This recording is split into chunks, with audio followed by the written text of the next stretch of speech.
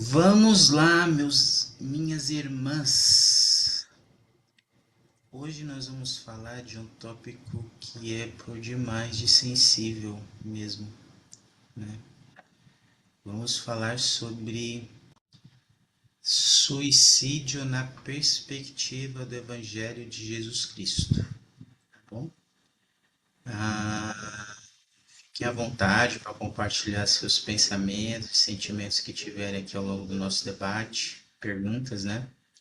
É um tópico muito sensível mesmo, que a gente não ouve falar muito na igreja, e a gente vai abordar alguns assuntos sobre esse tópico, tá bom? Para começar, queria compartilhar com vocês aqui uma gravura e eu queria perguntar para vocês, queria que na verdade que vocês observassem essa gravura e eu queria saber de vocês o que que chama a atenção de vocês ao observar essa gravura. E que mensagem ela transmite para vocês?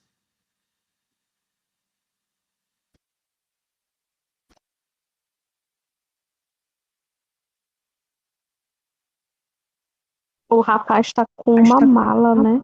Como se ele quisesse ir para algum lugar, mas ele encontrou Jesus e está conversando com ele, né? Está se abrindo. Ok, obrigado, Maria.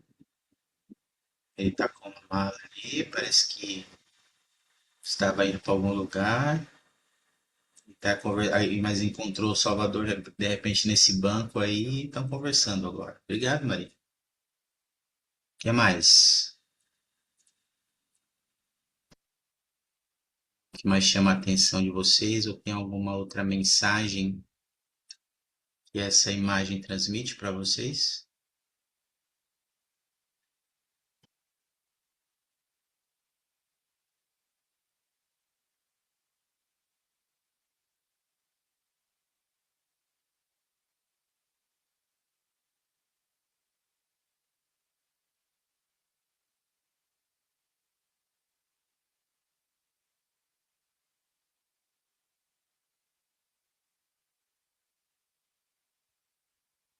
Pode falar? Pode? É, uma observação parecida com o que a irmã Maria falou a respeito da mochila, né? Eu acredito que seja o fato de não importar quanta bagagem a gente tem na nossa vida, né? Cristo sempre vai estar do nosso lado para escutar a gente e dar conselhos, né? Então, não importa quanto peso a gente esteja carregando, ele sempre vai fazer a gente sentar para ele ouvir a gente, para a gente poder passar pelos momentos. Obrigado, muito boa essa percepção, Sabrina. E às vezes a gente está com fardos ou bagagens pesadas, né, na nossa jornada aí, e a gente pode sim encontrar no Salvador um momento de refúgio e de ajuda, né? Ele disse que ele podemos tomar sobre nós o jugo dele, nosso fardo vai se tornar mais leve. Obrigado, obrigado, Sabrina. Essa gravura ela tem uma história, ela se chama Perdido e Achado. Ela foi pintada pelo irmão Greg Olsen e esse jovem dessa pintura aí, ele, ele se chama Dan e ele era amigo da família do irmão Olsen. E essa gravura o irmão Olsen pintou em memória do irmão Dan que morreu por suicídio. E depois no final da aula a gente vai ver alguma mensagem sobre essa gravura, mas fiquem com ela na mente, tá bom? Durante a nossa aula. Deixa eu compartilhar aqui outra imagem. A gente viu aqui, tem visto, né, nas últimas aulas que estudamos, alguns assuntos, alguns tópicos sensíveis, né? atração por pessoas do mesmo sexo, dor e perda, saúde mental, ansiedade, depressão e abusos e maus tratos. Quando a gente vai lá no Ajuda para a Vida, na Biblioteca do Evangelho, e estuda esses tópicos, a gente vai aprender que todos eles podem levar a pensamentos suicidas. Todas as pessoas que passam por esses desafios, em algum momento podem ter sentimentos de suicídio. Teve uma reunião em 2019 com o Aldo Resband, do Quórum dos Doze, e ele fez uma observação sobre isso. Sara, você consegue ler para nós? Consigo. O suicídio está muito ligado à dor de questões não resolvidas, à tristeza, a mágoas, às dúvidas do passado e às incertezas com o futuro. Devemos conversar com as pessoas sobre esse assunto e mostrar nosso amor para que elas não pensem que o suicídio é uma solução para as dores que sentem. Obrigado, Sara. Então, ele está reforçando isso, né? Esse sentimento, né, do suicídio está muito ligado à dor dessas questões e de muitas outras, né? Que não são resolvidas, mágoas do passado, né? Às vezes incertezas do futuro, como ele fala aqui, e que levam as pessoas a ver o suicídio como uma solução para o seu problema, né? Como um escape para a sua dor. E como ele convida aqui a gente com muito amor, com muito tato, temos que nos esforçar para ajudar as pessoas a não pensar como um suicídio como solução, tá bom? E tem até um gráfico aqui, ó, que eu queria compartilhar com vocês sobre esse problema. Eu peguei esse gráfico aqui da internet. A taxa de suicídio por idade por 100 mil habitantes no mundo hoje. E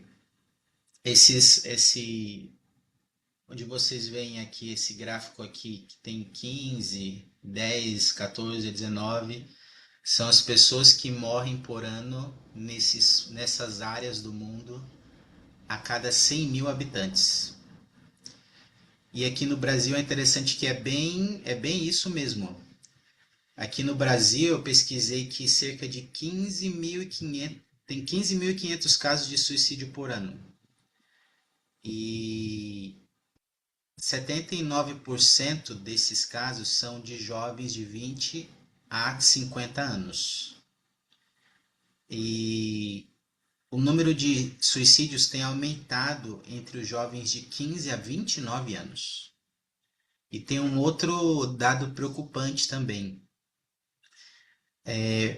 Para cada suicídio consumado, estima-se que existam pelo menos de 20 a 25 tentativas prévias das pessoas. Então, ou seja, tem suicídios que não são consumados, mas tem pessoas que estão tentando várias vezes seguir por esse caminho, o que é muito preocupante, né? Certamente, talvez essas estatísticas nos levem a pensar que provavelmente vamos encontrar alguém em algum momento que vivencie esse desafio. Dito isso, meus amigos, eu queria que a gente pensasse no seguinte, queria ponderar num pequeno estudo de caso aqui com vocês. Agora que a gente viu um pouquinho das causas e o cenário, nosso cenário no país e no mundo hoje, queria propor esse estudo de caso aqui agora. Maria, você consegue ler para nós? Sim, estudo de caso. Você percebeu que José está desanimado, desinteressado e não se envolve mais nas atividades e coisas que costumam fazer. Você pergunta se podem conversar um pouco e o que está acontecendo com ele? Então ele te responde: estou muito cansado de tudo, nada muda, acho que não aguento mais. As pessoas que se matam realmente vão para o inferno? Obrigado, Maria. O que chama a atenção de vocês nesse estudo de caso aí, nessa conversa E o que que vocês responderiam para essa pergunta dele aí? O que chama a atenção de vocês? E o que que vocês responderiam para a pergunta?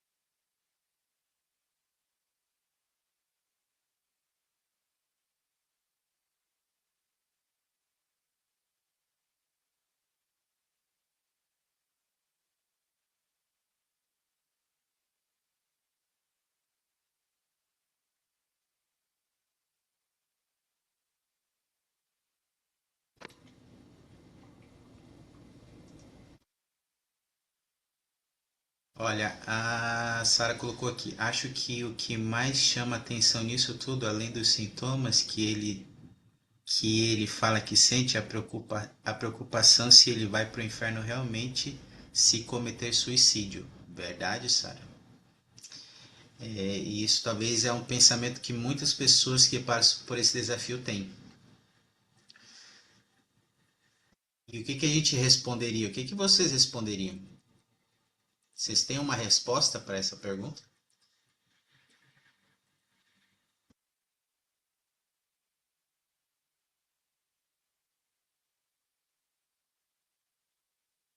Guarda aí então, viu? Opa, Sabrina? Posso estar errada, Eita, vamos lá, mas vamos ver. eu escutei uma vez, eu não me lembro aonde, não lembro que rumo deu essa conversa, não lembro se foi no discurso que eu vi isso, mas eu lembro malmente de falarem que a igreja em si ela não tem uma posição certa de falar assim, ah, não, a pessoa se matou, ela vai direto pro inferno. Não. Aí, tudo depende muito da situação que levou essa pessoa a cometer o suicídio. Se era de vindo de uma doença, se ela estava num estado crítico de depressão, né? Porque a gente mesmo, a gente não sabe como é o estado da pessoa que está passando por essa situação. Só o Pai Celestial mesmo que pode saber. E é uma coisa que a gente não vai descobrir agora. A gente não tem como ter certeza, eu não posso afirmar para ninguém, não, se tu se matar, tu vai pro inferno, né? Porque varia de pessoa para pessoa, de situação para situação, né? A mesma, tipo, a coisa, a situação que eu tô passando agora, o momento que eu tô passando, não é o mesmo que a outra irmã vai estar passando, né? Então, a gente não pode afirmar isso porque, primeiramente, porque a gente não está aqui para julgar a situação de ninguém. Só o Pai Celestial que pode fazer isso, e só ele que pode compreender perfeitamente o que está acontecendo com aquela pessoa e o que levou aquela pessoa a cometer isso. Apesar como mesmo seria a morte do espírito, né? Se põe assim, né? Quando a gente mata, ou se mata ou mata alguma pessoa, né? Seria um pecado grave, né? Que não tem perdão. Mas depende muito da situação que levou aquela pessoa a cometer o suicídio. Obrigado, Sabrina, e muito, muito bem explicado, viu? E é isso mesmo. Não é correto, e não é doutrinariamente correto afirmar que as pessoas que se matam vão para o inferno, porque só o Senhor vai julgar elas, o caso delas, né? E só Ele conhece a situação delas perfeitamente. Então, é só Ele que vai saber para onde cada um de nós vai. Então, não é correto afirmar isso, né? Muitas pessoas no mundo acham que é o destino dessas pessoas, né? Mas isso não é correto. Não é correto afirmar isso e não é a posição da igreja isso também. E a gente vai ver mais algumas coisas sobre isso, o que é correto ou não afirmar nesses casos, né? Só para a gente reforçar. Mas obrigado, Sabrina. Ah, e a gente fez estudo de caso, né? A gente pode pensar, nossa, já pensou se a gente tem, se alguém compartilha algo assim conosco, né? Faz essa pergunta, mas como é que a gente ia reagir, né? Será que a gente se sente confiante de falar desse assunto com alguém, com algum amigo nosso, ou algum parente que venha falar conosco sobre isso? A ideia é que com o que a gente vai conversar aqui e com o que a gente pode estudar lá no site da igreja, a gente possa se sentir mais confiante de falar desse assunto, tá bom? Mas tem um vídeo do Elder Holland que eu queria compartilhar com vocês. Ele proferiu uma mensagem na Conferência Geral de outubro de 2013 e ele deu alguns conselhos e ensinamentos para nós membros da igreja, tá bom? Sobre esse assunto. Eu queria compartilhar esse vídeo. Depois eu queria perguntar para vocês o que mais chamou a atenção de vocês nessa advertência que ele vai dar aí nesse vídeo, tá? Que ele está dando. Deixa eu compartilhar aqui. Cadê o vídeo?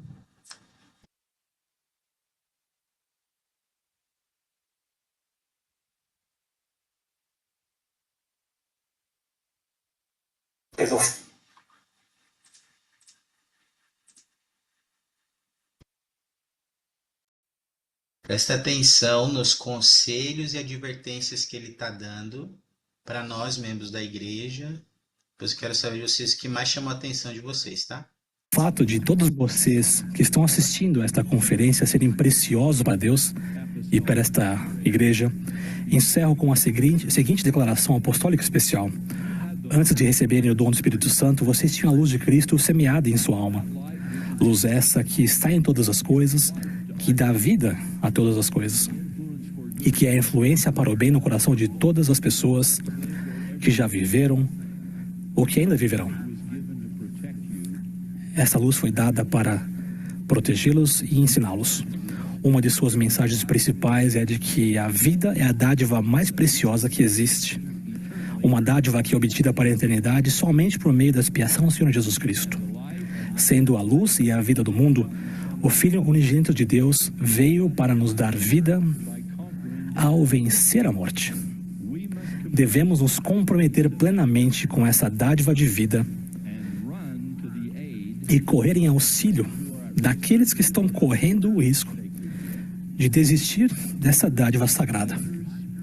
Líderes, consultores, amigos, familiares, prestem atenção a sinais de depressão, desespero ou qualquer coisa que indique automutilação. Ofereçam sua ajuda, ouçam, quando apropriado, interfiram. A qualquer de nossos jovens que estejam passando por dificuldades, sejam quais forem suas preocupações ou problemas. Digo que o suicídio nunca é a solução. Ele não aliviará o sofrimento que vocês sentem, que podem já estar causando. Em um mundo que necessita desesperadamente de toda a luz possível, por favor, não subestimem a luz eterna que Deus colocou em sua alma antes deste mundo existir. Conversem com alguém, peçam ajuda. Não destruam a vida pela qual Cristo deu a sua própria para preservar. Vocês são capazes de suportar desafios dessa vida mortal porque nós ajudaremos. Vocês são mais fortes do que imaginam. Vocês têm ajuda de outras pessoas e principalmente de Deus. Vocês são amados e valorizados e necessários. Precisamos de vocês. Não temam. Creiam somente.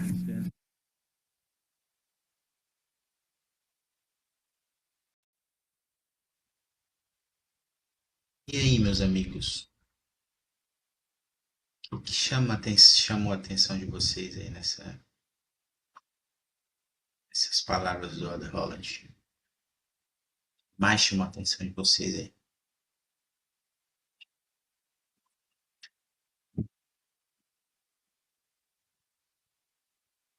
Acho que independente das dificuldades, a gente realmente pode suportar tudo nessa vida, né? O nosso próprio Salvador já passou por tudo o que nós passamos e vamos passar. Então, se a gente confiar, a gente consegue passar por essas batalhas, né? E quando a pessoa tem depressão, é sempre bom buscar a orientação de um profissional, porque nem sempre um amigo, um familiar consegue ajudar, né, realmente. Muito bom, ele fala exatamente sobre isso, né? E com a ajuda do Salvador a gente pode vencer essas batalhas, né, na nossa vida. e com a ajuda de profissionais e outros recursos que Ele nos deu, né, aqui nessa terra, como a gente tem visto nesse curso. Obrigado. E algo mais que chamou a atenção de vocês? Sabrina, Sara e Cristiano. Seja bem-vindo, Cristiano.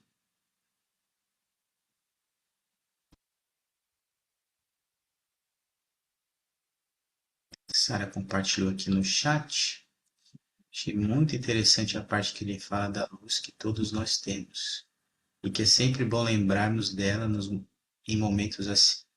É que devemos conversar com alguém sobre a liderança, se atentar sobre isso. Obrigado, Sara. Importante a gente lembrar, né? Nós somos muito importantes, valiosos, né? À vista do Senhor. E a gente precisa lembrar disso sempre. E como vocês falaram, devemos procurar ajuda. Devemos procurar ajuda se a gente precisar. Se estiver enfrentando esse desafio, algum momento de crise. E ele falou muito sobre isso, né, meus amigos, sobre estarmos atentos, né? Ele falou de líderes, pais, né? E eu acho que até todos nós, né, devemos estar atentos, né? Ele fez uma conclamação para todos estarmos atentos com isso, né? Para as pessoas ao nosso redor. E é interessante isso, né? Porque às vezes a gente não é profissional desse assunto, né? A gente não é um profissional da saúde ou algo assim, mas ainda assim um apóstolo do Senhor pediu para a gente estar atento às pessoas ao nosso redor e estar pronto para ajudar as pessoas. E lá no site de Ajuda para a Vida tem alguns conselhos lá, recursos da igreja e conselhos para nós de como ajudar as pessoas. E com base nisso, do que ele falou, eu queria abordar esse tema agora, tá bom? Queria que vocês pensassem sobre isso. Já que a gente tem que ficar atento às pessoas ao nosso redor, eu queria perguntar para vocês, na sua opinião, quais são alguns sinais de alerta contra o suicídio que a gente precisa estar atento? Quais são alguns desses sinais que às vezes as pessoas estão dando que a gente pode estar atento? E como a gente ajuda alguém que está com uma crise, está pensando em tirar a própria vida? Que ideias vocês têm sobre essas perguntas? Eu ouvi vocês.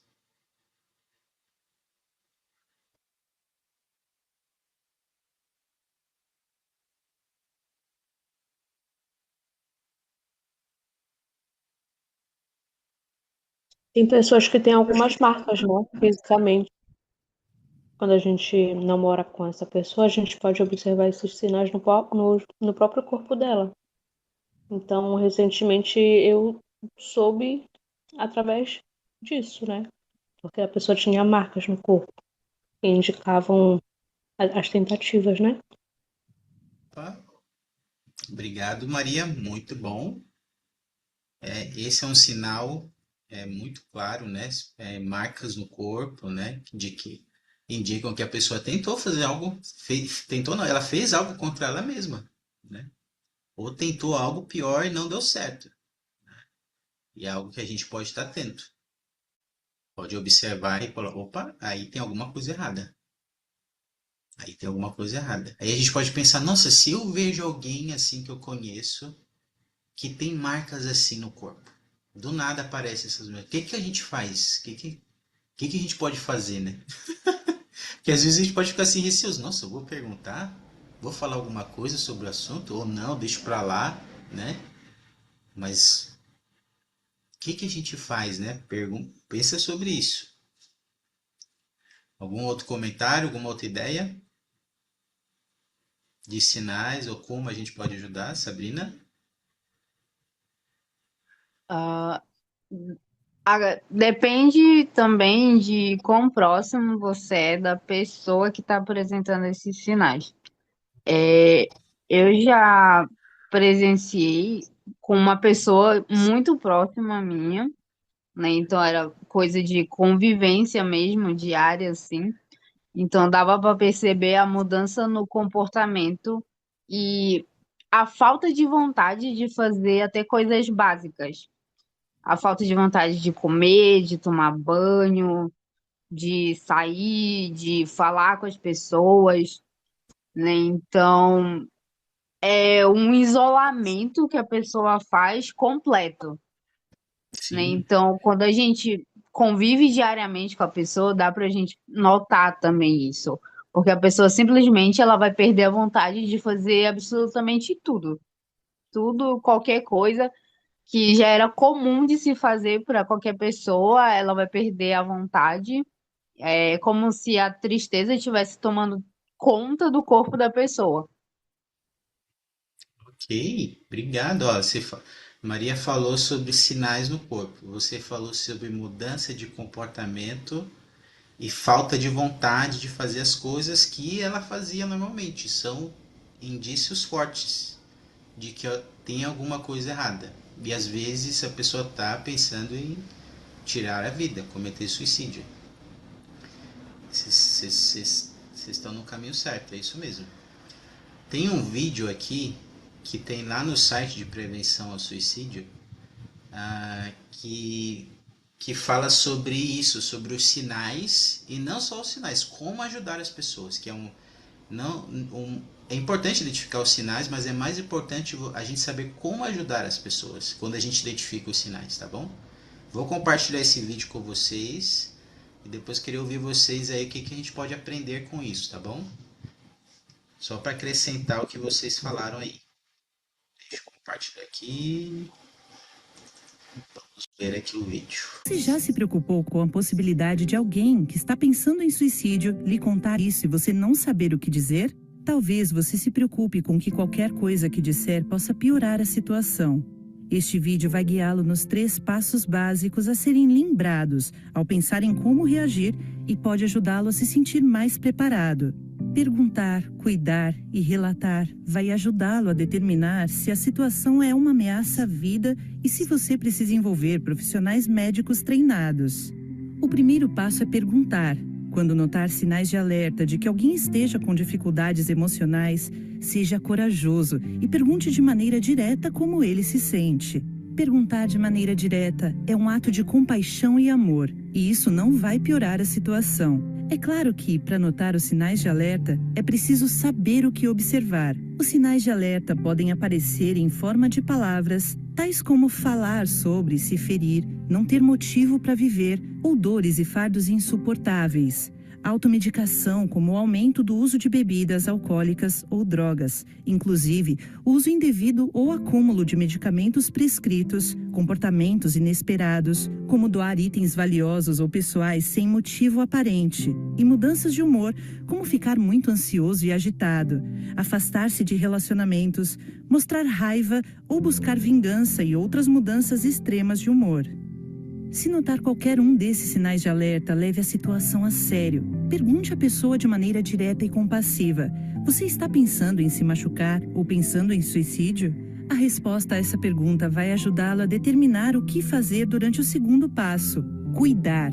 Ouça com atenção e sensibilidade o que a pessoa disser. Leve a sério o que for dito. Esse passo envolve ouvir bastante e fazer o melhor que puder para entender. Se você descobrir que a pessoa está pensando em se machucar ou tirar a própria vida, pergunte se ela já tem um plano para fazer isso. Se ela já tem um plano, a situação é mais urgente. Não a deixe sozinha até que você ou alguém que conheça possa ajudá-la a obter a ajuda profissional necessária. Contate uma central de ajuda para crises, serviços de emergência ou leve-a a um hospital. Se a pessoa demonstrar que se sente sem esperança, mas ainda não fez um plano, continue fazendo melhor para ter uma conversa amigável. Ela precisou de coragem para falar de seus sentimentos e desafios com você.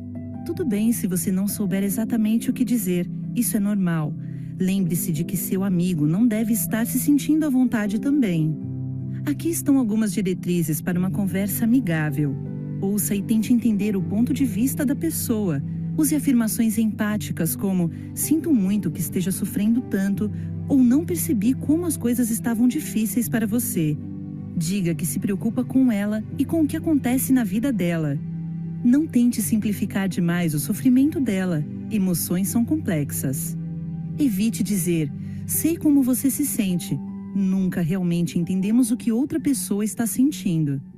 Não faça comentários críticos como, tenho certeza de que se você se exercitasse mais, não teria esses pensamentos. Ou, certa vez fiquei deprimido, mas decidi me cercar de coisas positivas e agora estou bem. E também não presuma que só porque você passou por uma situação semelhante, você sabe o que vai resolver os problemas dela. Ela precisa ser ouvida, não receber sermões. Seu amigo pode precisar criar um plano simples de segurança em que se apoiar quando estiver sofrendo. Esse plano simples de apoio pode incluir uma lista de números de telefone, de amigos e centrais de ajuda para crises quando ele precisar de alguém para conversar, familiares ou amigos que podem criar um ambiente mais seguro em casa, removendo itens prejudiciais, como armas de fogo ou comprimidos. Várias ideias de atividades que geralmente ajudam a melhorar o humor, alguns lugares seguros para ir e se distrair, como um parque ou qualquer local aberto. Ele deve registrar o plano de segurança no papel, no telefone ou em outro lugar onde possa acessá-lo facilmente quando estiver em crise. Uma observação importante: durante essa conversa amigável, seu amigo pode pedir que você não conte a ninguém sobre suas dificuldades. Diga que você respeitará sua privacidade o máximo que puder, mas talvez ele precise de mais ajuda do que você pode oferecer. O que leva ao nosso terceiro passo: relatar. Respeite a confiança que seu amigo mostrou ao se abrir com você, mas nunca prometa manter em segredo as conversas sobre suicídio. Se seu amigo estiver em crise, conte imediatamente a alguém que esteja em uma posição de confiança e que possa ajudá-lo, como um dos pais, um líder da igreja, um professor ou recursos profissionais em sua área. Apoie-o quando ele contar sua história a profissionais de aconselhamento treinados para lidar com suas questões complexas. Muitos países têm centrais de ajuda gratuitas para crises que são um bom começo. Ou seu amigo pode visitar um médico, uma clínica de urgência ou um hospital. Se ele não quiser procurar ajuda profissional, você precisa contar a alguém. Diga, eu me importo com você e quero que fique em segurança. Vou falar com alguém que possa oferecer a ajuda que você precisa. Não se espera que você ofereça todo o suporte sozinho. O elder Dale J. Raymond, do Quórum dos 12 Apóstolos, disse: o Pai Celestial sabia que seria difícil e que precisaríamos da ajuda uns dos outros. Aproxime-se com amor e atenção daqueles que têm pensamentos suicidas, dos que tentaram suicídio e dos que se sentem marginalizados de qualquer forma. Estenda a mão com amor e compreensão e faça isso em conjunto com profissionais de saúde e líderes eclesiásticos e com o apoio de amigos e da família. Perguntar, cuidar, relatar. Entender e praticar esses passos pode ajudá-lo a ministrar aqueles que precisam desesperadamente de esperança e ajuda. Sua compaixão sempre fará a diferença e pode até salvar uma vida.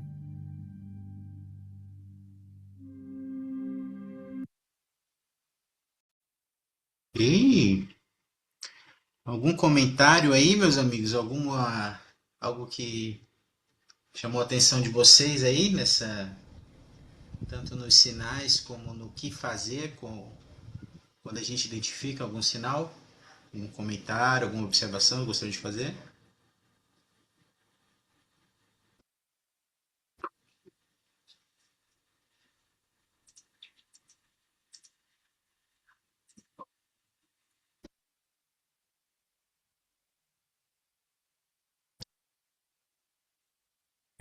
Esse vídeo ele é bem instrutivo, né? Que a gente possa lembrar desses passos de perguntar mesmo, não ter vergonha de perguntar, de cuidar, demonstrar esse cuidado e relatar, né? Relatar. Eu observei, eu já tive uma experiência aqui que quase acabou muito mal, meus amigos, porque uma pessoa não seguiu o terceiro passo de relatar. Teve um membro aqui que teve um desafio com suicídio, ele contou para outra pessoa e ele falou, por favor, não fala para ninguém. E ela, com certeza essa pessoa ela não sabia dessa informação aqui e ela de fato não falou com ninguém. só que ela não conseguiu ajuda suficiente. Essa pessoa, ela também não deu ajuda suficiente para a pessoa. E ela tentou se matar. E já quase a pessoa faleceu. Depois disso que ela relatou. E aí eu fiquei pensando, nossa, já pensou se essa pessoa vinha a falecer, né? O remorso que talvez ela ia ficar por saber disso e não ter falado para ninguém sobre esse assunto. Então, se alguém falar para nós, ó, não fala para ninguém, a gente tem que relatar. Que é melhor a pessoa ficar chateada com a gente, mais viva, do que ela acontecer algo pior com ela, por a gente guardar um segredo, de não relatar algo. Pergunta, amigos, algum comentário sobre isso? Alguma dúvida? Tudo tranquilo? Então,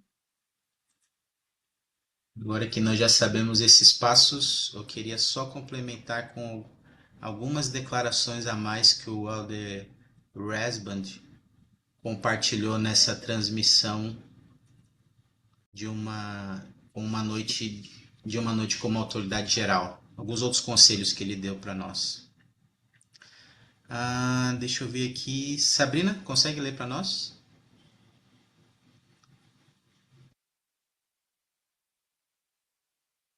Fale o nome de Jesus Cristo.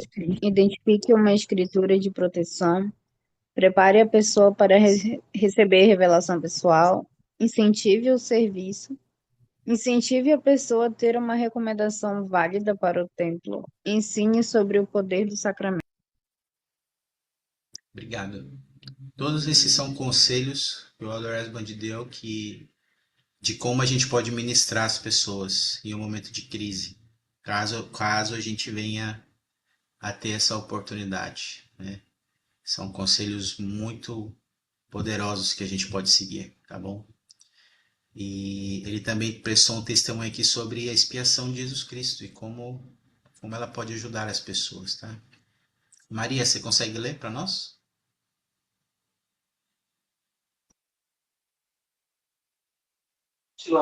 O poder capacitador de Cristo se manifesta na simplicidade de sua presença em nosso favor.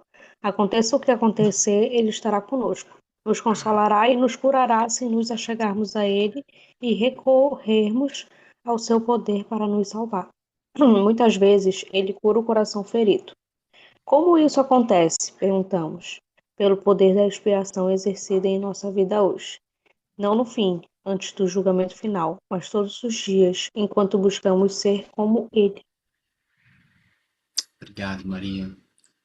Eu testifico, queridos amigos, que por meio desse poder da expiação de Jesus Cristo, sim, ele pode nos consolar e curar nossas feridas e até nos salvar.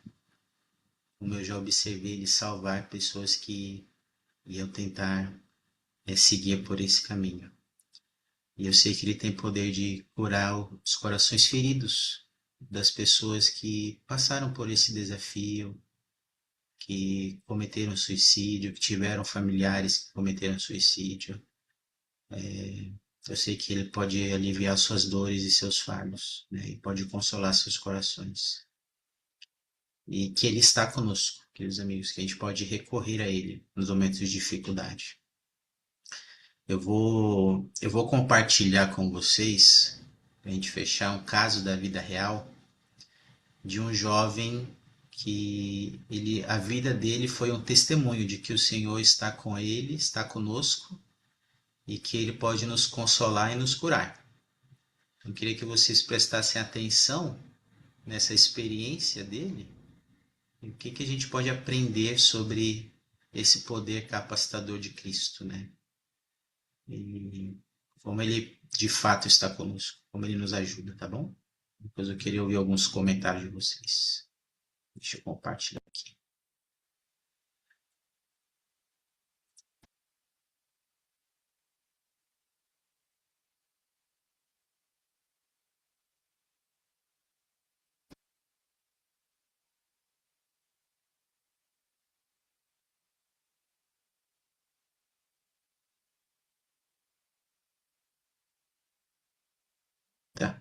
Ah, voltou.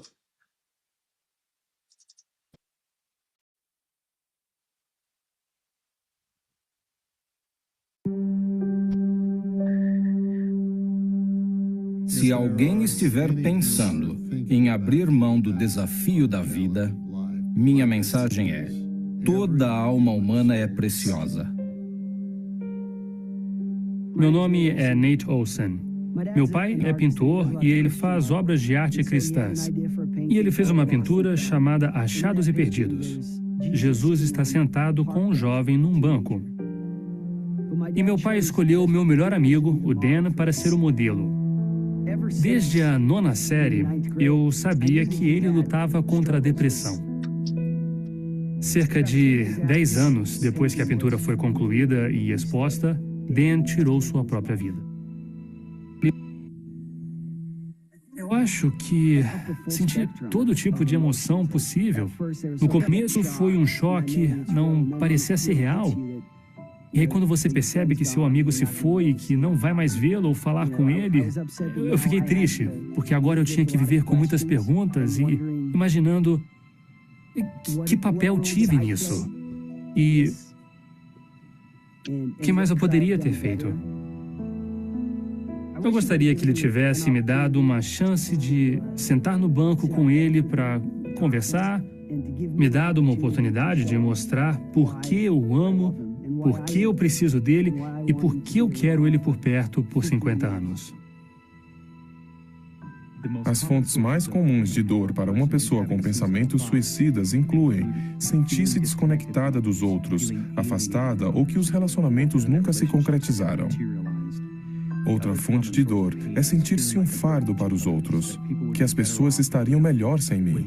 Essas coisas, junto com a falta de esperança, que isso não vai mudar, é quando os pensamentos suicidas se tornam perigosos.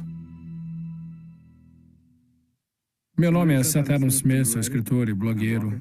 Tive dificuldades com a depressão durante toda a minha vida e nunca a reconheci como tal. Mas por volta dos 20 anos, minha depressão meio que desmoronou sobre mim.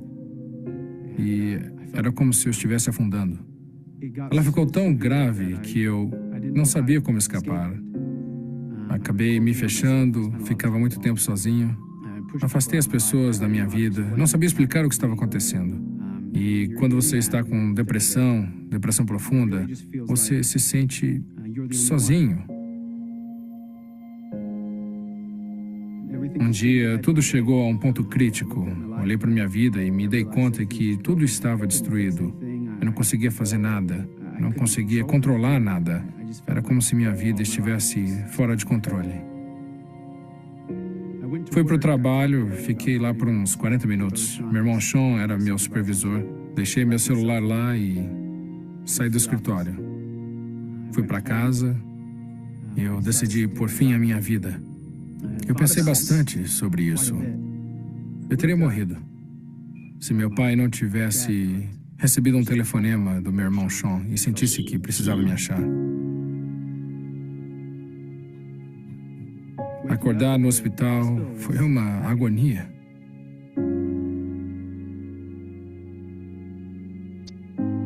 Então, eles me levaram para casa e eu me lembro do meu irmão Sean colocar seu braço em volta de mim, me levar para o quarto e me colocar na cama.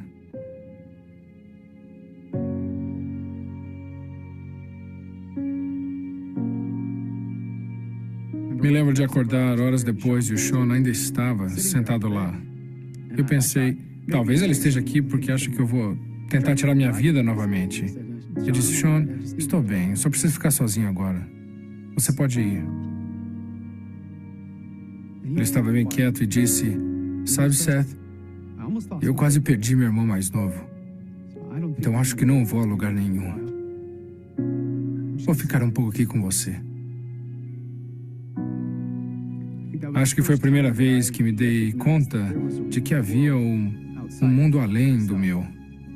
Comecei a perceber que havia pessoas que realmente se importavam comigo, que me amavam e queriam me ver ter sucesso, viver e contribuir para a vida deles. E eu não tinha visto isso antes. Eu sabia que ele ia ter toda aquela conversa com meus pais, com terapeutas, e percebi que ele só precisava de alguém para passar o tempo. Eu tirei folga do trabalho por uma semana e assistimos filmes, jogamos e conversamos sobre garotas. E se ele quisesse, poderia falar sobre o assunto. Minha família, eles não são médicos, não são psicólogos, são contadores. Sei que eles se sentiram sobrecarregados, do tipo, não somos qualificados para isso, não sabemos o que dizer ou o que fazer. Mas o simples fato deles estenderem a mão para mim com amor foi tudo. Às vezes, apenas dividir o fardo, ser alguém para sentar com você. Meu irmão Sean mal dizia uma palavra. Ele não sabia o que dizer. Mas o que ele fez, o que meu irmão fez, foi o que mudou a minha vida. Não há nada mais poderoso do que o braço do amor, que pode abraçar aqueles que estão passando por dificuldades. Isso não significa que você vai ser capaz de curar as pessoas, mas ao dizer, você precisa de um pouco de ajuda, acho que podemos exercer influência em guiar as pessoas para alguns dos recursos disponíveis, que talvez nem imaginem que existam. Vamos ficar atentos, vamos cuidar uns dos outros, amar uns aos outros e deixar os julgamentos eternos, para o Pai Celestial e o Senhor Jesus Cristo, que conhecem todas as coisas.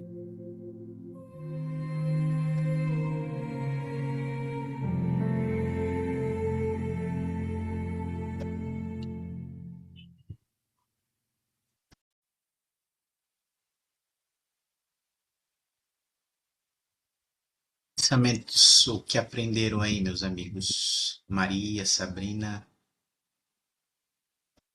pensamentos ou sentimentos que vocês tiveram aí ao ver essa experiência? Podem compartilhar conosco.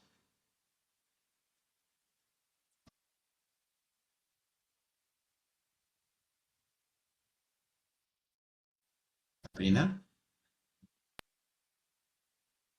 Acho interessante que mostra que a gente não precisa fazer atos grandiosos. Só o fato da gente ficar ao lado da pessoa, abraçar aquela pessoa, ouvir a pessoa, né? Já é um grande feito para a pessoa que está passando por aquilo, né? E quando a pessoa que era próxima de mim entrou em depressão, eu fiquei em alta. Eu não Nossa. sabia exatamente o que fazer, como reagir, porque ela entrou em depressão em decorrência do luto, por conta da perda de uma pessoa. E eu também estava passando pelo luto naquele momento. E eu fiquei em alta sem saber como ajudar aquela pessoa, né? Mas a única coisa que eu sabia é que eu não podia abandonar ela, né? Que ela não podia ficar. Eu estava vendo a situação, eu estava vendo como ela estava mal, como ela estava se isolando, né? Então eu sabia que eu precisava ficar do lado dela. Por mais que eu não falasse nada, por mais que eu literalmente só ficasse do lado dela, né? Mas eu sabia que isso já ia surtir uma diferença no decorrer dos dias. E foi um processo muito longo e muito difícil, né? Mas aos poucos a pessoa foi se abrindo de novo, né? De tanta insistência que eu tive, a paciência de Jó, assim, foi insistir ali, né? Mas aos poucos eu sempre insistia mais um pouco para a pessoa voltar a se abrir, voltar a seguir com a rotina que ela já tinha, né? Apesar do momento em si ser complicado, né? Porque cada um passa de um jeito diferente pelo luto, né? Mas eu tava ali do lado dela justamente para ela saber que tinha alguém, que não tinha acabado tudo ali, Sim. né? Então, só o fato da gente demonstrar o amor, o carinho por essa pessoa e ficar ao lado dela já é um ato grandioso. A gente não precisa fazer mil e uma coisas. Às vezes a pessoa ela só precisa realmente da companhia de um amigo para se sentir bem, Porque às vezes a depressão ela faz tu se isolar e faz achar que tu tá sozinho, que não tem família, não tem amigo, abala tua fé, diz que E Cristo também não está do teu lado, né? Então a depressão ela faz tu se sentir sozinho. Então só o fato da gente oferecer a nossa própria companhia para a pessoa é uma diferença muito grande nessa situação. testifico, Sabrina. E obrigado por compartilhar sua experiência conosco. E esse é o meu convite, né? O convite do Alder Ballard, que ele fez no final, que é o convite que eu queria deixar conosco. Que a gente possa estar atento, né? Que a gente possa estar dispostos a estender a mão, a amar as pessoas e sentar no banco com elas. Porque às vezes elas só estão precisando disso, de alguém para sentar no banco com elas. Porque às vezes elas estão sozinhas nesse desafio. E elas não precisam passar por isso sozinhas. E nós fizemos um convênio de carregar os fardos uns dos outros. E chorar com os que choram. Fizemos um convênio de sentar no banco, uns com os outros. Que a gente possa estar atento e sentar no banco com quem precisa. Como o Salvador faria. E ele faz, né? E dessa forma nós vamos estar sendo as mãos dele para abençoar as pessoas ao nosso redor. Eu sei que ele vive, que ele nos ama, que ele é um Deus presente e que ele nos ministra por meio de outras pessoas. Como ele ministrou aquele rapaz por meio da sua família. Eles não eram médicos, não eram psicólogos, mas eles amaram e estavam com ele. E isso, como a Sabrina falou, é o mais importante. Amar e estar com as pessoas. Eu compartilho meu testemunho com vocês dessas verdades e faço isso em nome de Jesus Cristo. Amém.